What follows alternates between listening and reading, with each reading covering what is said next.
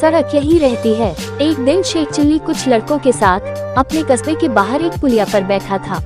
तभी एक सज्जन शहर से आए और लड़कों से पूछने लगे, क्यों भाई, शेख साहब के घर को कौन सी सड़क गई है? शेख चिल्ली के पिता को सब शेख साहब कहते थे। उस गांव में वैसे तो बहुत से शेख थे, परंतु शेख साहब चिल्ली के अब्बाजान ही कहलाते थे। वो व्यक्ति उन्हीं के बारे में पूछ रहा था।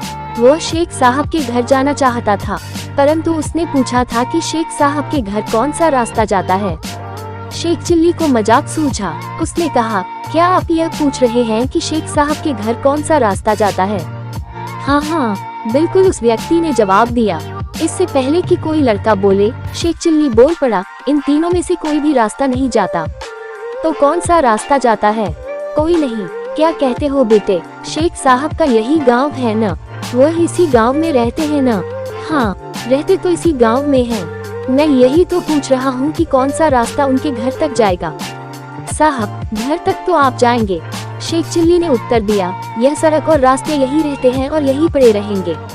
ये कहीं नहीं जाते, ये बेचारे तो चल ही नहीं सकते। इसीलिए मैंने कहा था कि ये रास्ते, ये सड़कें कहीं नहीं जाती, यहीं पर रहती हैं। मैं शेख साहब का बेटा चिल्ली हूँ। मैं वह रास्ता बताता हूँ जिस पर चलकर आप घर तक पहुँच जाएंगे। अरे बेटा चिल्ली, वह आदमी प्रसन्न होकर बोला, तू तो वाकई बड़ा समझदार और बुद्धिमान हो गया है। तू छोटा सा था जब मैं गाँव आया था, मैंने गोद में खिलाया है तुझे। चल बेटा, घर चल मेरे साथ। तेरे अब्बा शेख साहब मेरे लंगोटिया यार हैं और मैं तेरे रिश्ते की बात करने आया हूँ। मेरी बेटी तेरे लायक है, तुम दोनों की जोड़ी अच्छी रहेगी। अब तो मैं तुम दोनों की सगाई करके ही जाऊंगा। शेख चिल्ली उस सज्जन के साथ हो लिया और अपने घर ले गया। आगे चलकर वह सज्जन शेख चिल्ली के ससुर बन गए।